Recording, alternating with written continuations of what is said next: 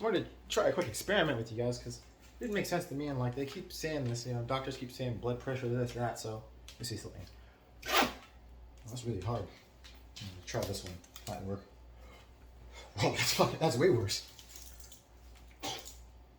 Oh wow, it's way different, huh? I wonder if it has anything to do with, the fact that there's different diameters and different lengths to these tubes.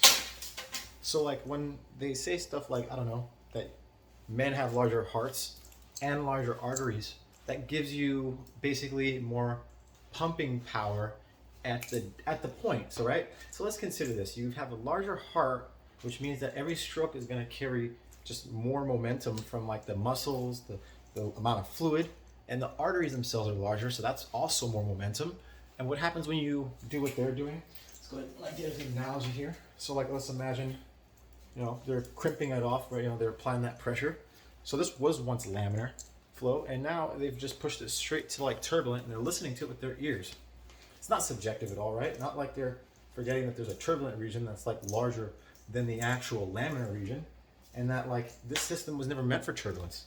So now let's just consider, I don't know, that like they say that your veins are supposed to, your arteries are supposed to dilate to accommodate being pinched off, right? So let's imagine that this is your undilated veins, right? It's adding pressure, right? Because it's not, there's more going through the whole system, and this is them. So then now you've got this situation where you release and you dilate, like they say, right? Like you have more elastic. What's going to happen here now? Is that not going to increase the pressure drop at this point? Like if you took a 10 kilo ohm resistor and you replaced it with a 1 ohm resistor, would that not like allow a lot more flow? What would more flow, more momentum, more velocity do to the systolic part of the range? Would that not basically increase the static pressure, not the static, it would increase the dynamic pressure at this point. So you'd have a much larger drop, right? Because it's a conservative amount of energy, right? There's a certain amount of mass, and if anything, this is going to make the whole system worse, right? Wouldn't it be better if your veins clamped off up top so that way they wouldn't hear the flow that they're creating? They're literally applying an external force. They don't consider anything like the fact that if you double the diameter, because they know that we have different sized arteries, especially like men versus women. But if you double the diameter, that's going to cut the velocity down to a quarter, and the pumping power requirement is going to go down to 1/16. So now that might make some sense now as to why like women will have like certain plaque buildup in smaller arteries versus like the men with larger arteries, or like just a huge amount of things. What about height, right? I mean, I've seen some people around like 5 foot, pretty average. What about Shaq? Like this Shaquille O'Neal at 7'1", not have like a different requirement?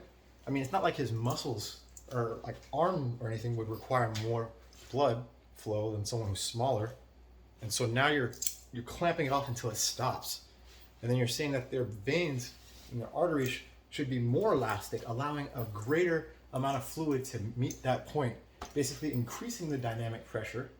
And then now it's supposed to what? It's supposed to clamp off? What about the whole like mental component of it? As far as I've experienced, whenever like I think about certain things, it can affect my heart rate. Like if I'm nervous about something, my heart rate might change. If I'm excited, that might also influence it. So how would going my entire life basically, because you don't go through your day thinking about your heart, you just experience. But then all of a sudden now, time to check your heart, see if you're gonna die. And you should watch out because you might die if you don't bring this number down.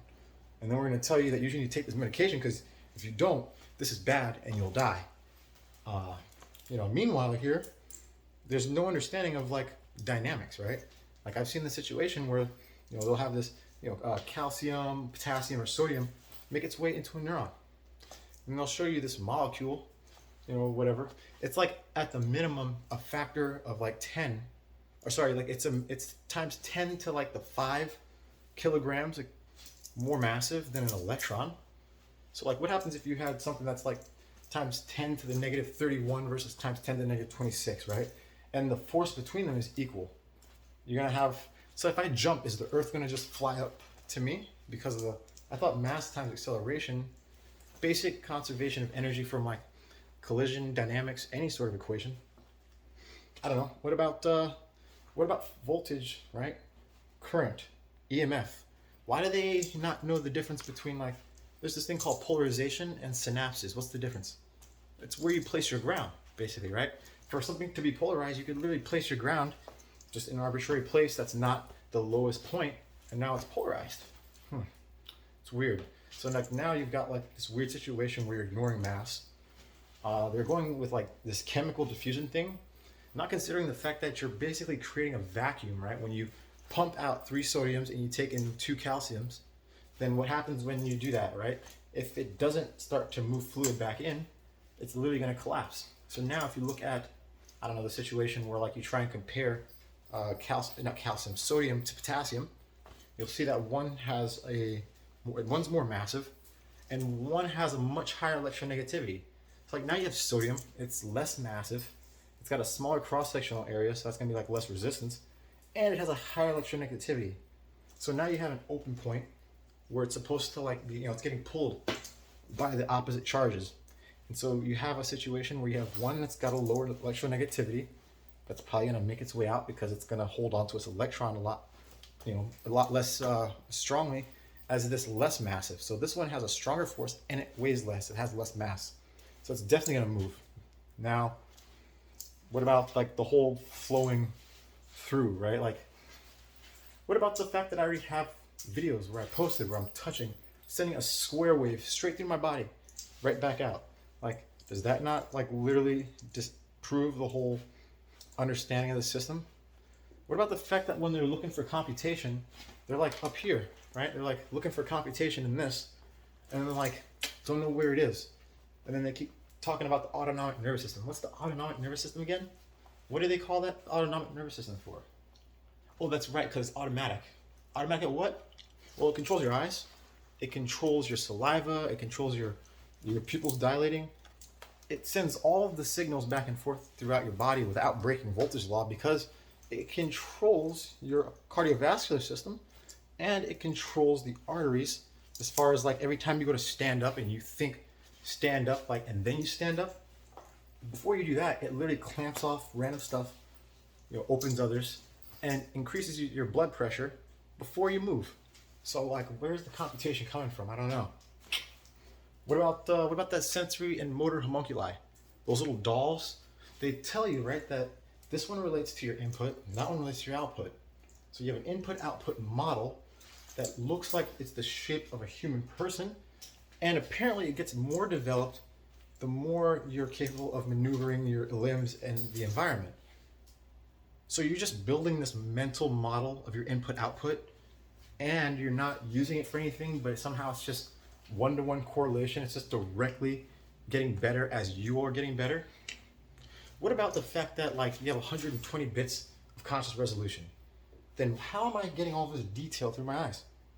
You know what? Why don't you look up Moonlight Sonata and get to that third part, and look at one of his hands, just one, pick left or right, and let me know how you would get that amount of information out of that one motor neuron, which is more of a trigger neuron.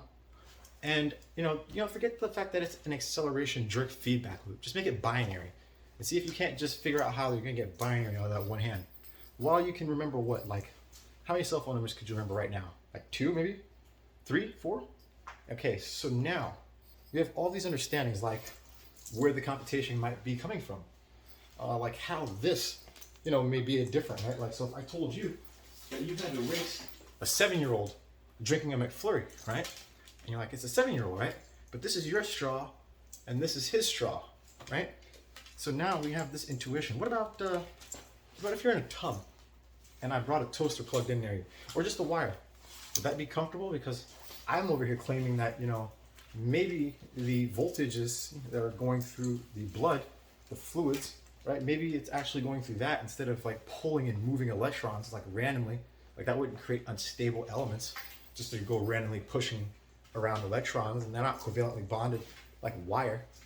All right, so now let's consider, what about the myelination, right? You ever added resistance to something? All right, so if I put more resistance around this, it's gonna send signals faster. What about putting a capacitor across the line, keeping and maintaining voltage, potential drop? Now that makes sense, because if you start to manipulate the system, and if you even just looked at it and then looked at like how capacitors make, it's like, wow, look at that, it's 1 to 1. So what about that? What about the, I don't know, there's like so many things, right? So many things I feel like I just can't even get to, right? Like that all makes sense to me. But maybe I just don't know what I'm talking about. Maybe we should just continue this nonsense where they're forcing these people to go to school to get a doctorate so that way they can treat people in medicine, and they don't know anything about your body. They don't know anything about fluid flow, internal fluid flow in a pipe. They don't know anything about like mechanics, dynamics, electricity, computation, information, conservation laws, conservation of voltage, current, Ohm's law, like any of these things. Like it's just like you're literally just memorizing stuff, and none of it. Like how many years before that gets updated? Is it going to be 200 years and they're still just doing this old system where they don't know anything that like a random person, right? Just it's like, hey, why this doesn't make sense to me, and no one can answer these questions, right? Like, but maybe breaking voltage law, Ohm's law, and all those laws make more sense than what I'm saying. Tell me if if you think I'm wrong. I'd like to know. Maybe I am wrong. That'd be crazy. Like that'd flip my whole world. It'd be better to know.